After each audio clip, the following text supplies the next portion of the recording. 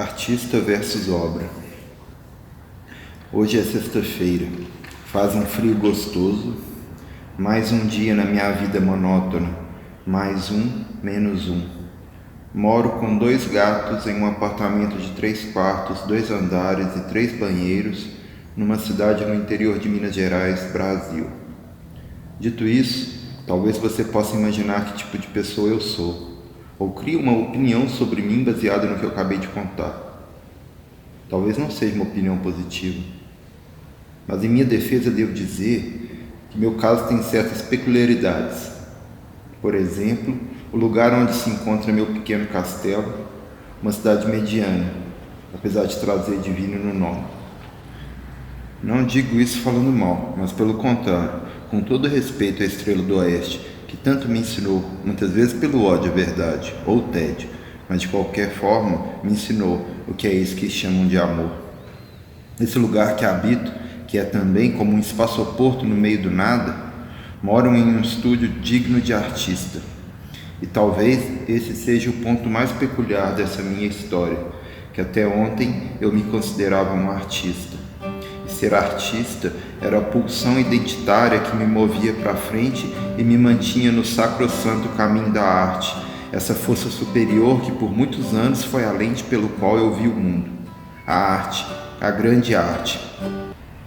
Mas aconteceu que, por motivos que não vêm ao caso agora, em um momento recente, bem dizer agora há pouco, tive que colocar a arte na bigorna filosófica e no fim pouco dela sobrou para além dos cacos que o tempo transformou em história.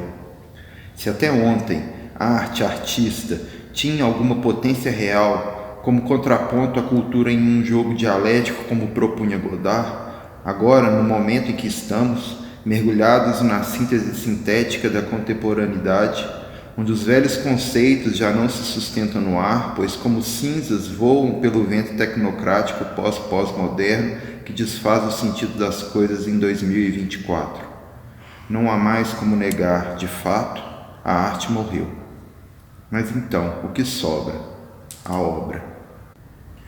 Entre parênteses, um livro com um belo título, A Vida. Hoje é sexta-feira e acho que tenho um encontro. Um encontro me dá motivação para arrumar a casa. Mas na real, eu já tinha que ter arrumado a casa. Já tinha que ter lavado o banheiro, que tá um nojo. Me faz lembrar a época da faculdade, quando morava em República.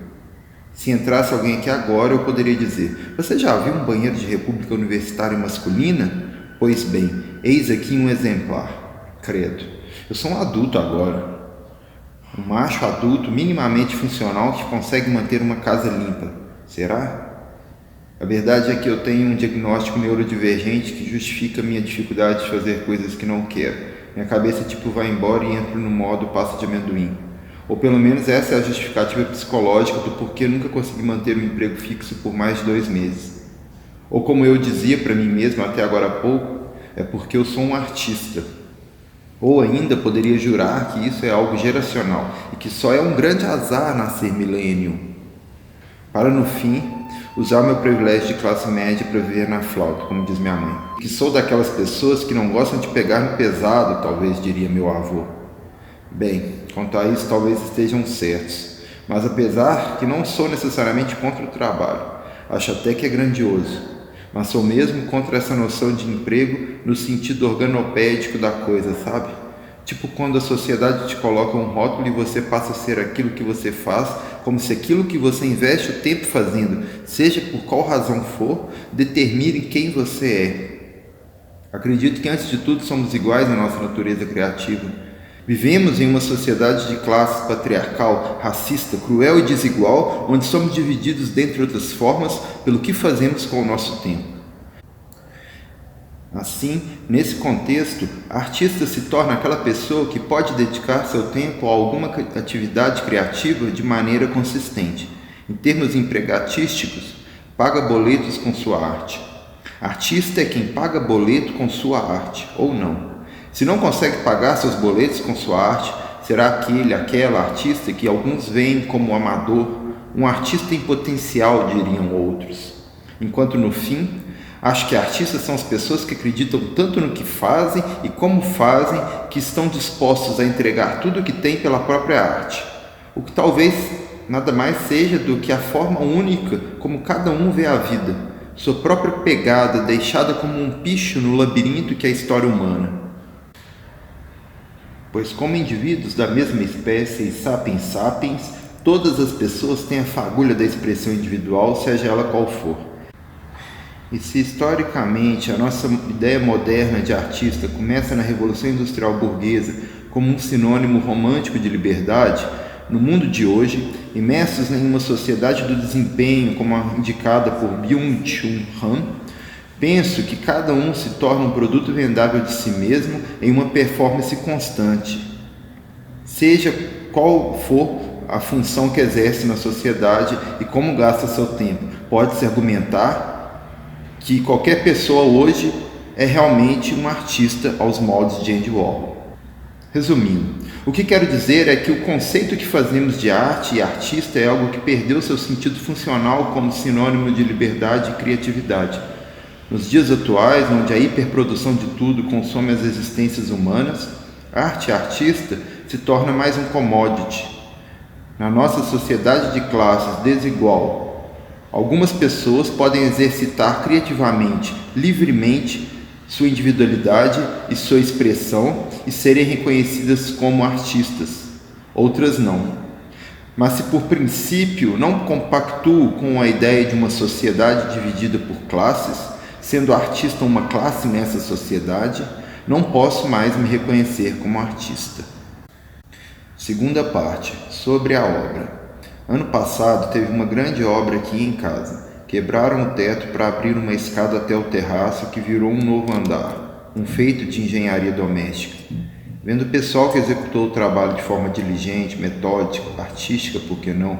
Ouvindo o pedreiro cantar Elvis Presley, ou conversando com o pintor de paredes, que largou a vida corporativa de concursado no banco para viver sujo de tinta enquanto alimenta o sonho de viajar à América Latina de moto, só confirmei minhas suspeitas de que no fundo todo mundo é potencialmente criativo, imaginativo. Somos mesmo uma espécie de sonhadores.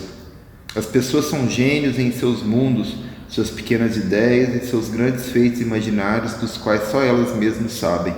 Assim, só posso concluir que se todo mundo é artista, ninguém o é. Se tudo é arte, nada é.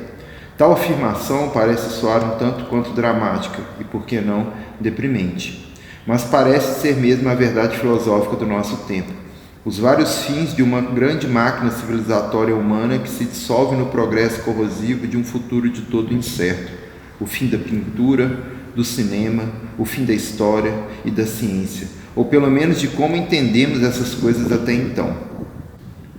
O capitalismo tardio, essa besta apocalíptica que destrói tudo que alcança, se alimentando sem parar, será que alguma coisa vai sobrar? Me pergunto. Sem a arte nessa vida que não basta, como nos lembra Ferreira Goulart, o que sobra? As obras. Sempre haverão as obras. Só a obra existe. Capítulo 3. As obras na era da reprodutibilidade técnica. A vida realmente é o que temos de mais precioso neste planeta, ou melhor, corrigindo, as vidas são o que há de mais precioso no planeta, começando pela nossa. Limpar é das obras mais sublimes, pois é uma que, quando feita com esmero, abrilhanta um ambiente qualquer, transformando qualquer outra obra em algo belo. Mas vale lembrar que, como disse Simone de Beauvoir em seu livro O Segundo Sexo, parte 2, A Experiência Vivida, arrumar casa é um trabalho de Sísifo, que nunca terá fim, e se você esperar perfeição, só encontrará remorso. Eu, por mais que eu tente, e juro que eu tento, ainda não consigo manter uma rotina de trabalho. Nesse caso, trabalho essencial para manter a casa limpa. Confesso que ainda acabo funcionando no modo por ebulição, onde deixo que a sujeira se acumule até um ponto extremo que não posso suportar e só assim finalmente ataco o problema. Isso quando não me distraio, fantasiando com a própria sujeira, acostumando-se demais com a condição das coisas, as manchas, os insetos e restos de insetos nas teias de aranha que se acumulam nos cantos. Tudo isso parece ganhar uma aura mística, a beleza na decrepitude, quase um jardim de pedras, a passagem intensa dos corpos, como diz o título de um outro livro. Assim assumo uma postura quase belicosa frente à demanda por asseio e higiene da sociedade. Um pequeno dedo punk no meio da cara da sociedade. Eu preciso limpar o banheiro nojento. Nada como a previsão de um encontro numa sexta-feira para agilizar esse processo de limpeza. Afinal, né? Pelo menos aquela geral tem que dar. O que acaba sendo mal uma disfarçada, porque nunca que dá para limpar uma sujeira de acúmulo extremo em um dia só. Mas pelo menos inicia-se o processo. Mas a verdade é que arrumar casa realmente não tem fim. É uma coisa de todo dia. No budismo Zen é chamado Samu, o trabalho essencial que você faz para se manter e manter a comunidade. Vou lavar o banheiro nojento. Esfregar com a vassoura e escovar entre os azulejos. Quem será que inventou o azulejo? Certeza que não era uma pessoa que tinha que limpá-los. Quando teve a grande obra aqui em casa, tentei argumentar com a arquiteta responsável sobre essa coisa de azulejo. Como acho uma trend passada, esteticamente colonial demais para os nossos tempos e tal. Bora pensar umas alternativas. Nada. Foram colocados azulejos. Pois é como se faz, sabe como é. E assim então, a moda dos azulejos continua. Minha máquina de lavar quebrou. Tem uns meses que estou lavando minhas roupas na mão, ou tentando. Quando estou lavando as roupas no tanque, sempre lembro da mãe do meu pai, Dona Lurdinha. Hoje está bem velhinha e já não lava mais roupa. Queria ter pego umas dicas com a minha avó de como lavar roupa no tanque. Todo um conhecimento que se perdeu, uma arte. A obra é o que fica, que no caso também sou eu enquanto negro. A vida é bonita nessas coisas miúdas, né? Digo isso sem querer romantizar demais também, né? Mas como um reconhecimento da importância do trabalho doméstico executado por gerações de mulheres que nunca receberam seu devido valor. Sobre isso, me lembro de uma história. Anos atrás, quando a minha avó ainda lavava roupa, a família lhe presenteou com uma máquina de lavar que ela nunca usou. E enquanto pôde lavar roupa, o fez no tanque. Vejo nisso um heroísmo trágico que me comove. Penso em todas as obras das vovós como um conhecimento ancestral, da lida de uma vida com o fuxico e a vassoura. Ame a vassoura, já pensei muito nisso. É um desafio zen. Amar o que você já odiou tanto. Kropotkin, em seu livro A Conquista do Pão, advoga por umas 5 horas diárias de serviço comunitário para a manutenção de uma revolução em curso. Me parece bom. 5 horas de trabalho por dia, trabalho essencial para construir uma utopia comum. E ainda prevendo os avanços tecnológicos com a invenção de mecanismo que diminuiria esse tempo mínimo necessário de trabalho essencial. Inclusive no serviço doméstico, que ele já indicava como um problema do machismo estrutural também dentro dos movimentos de esquerda, tipificado na figura do operário militante que sai da reunião com os camaradas e chega em casa para brigar com a mulher e os filhos. Me parece realmente extraordinário Kropotkin levantar essas questões, sendo ele um macho ainda no século XIX. A vassoura e a câmera. Ando gostando de filmar como já gostei no passado. Tomando a coragem necessária para ligar uma câmera, apontar para alguma coisa e apertar o REC.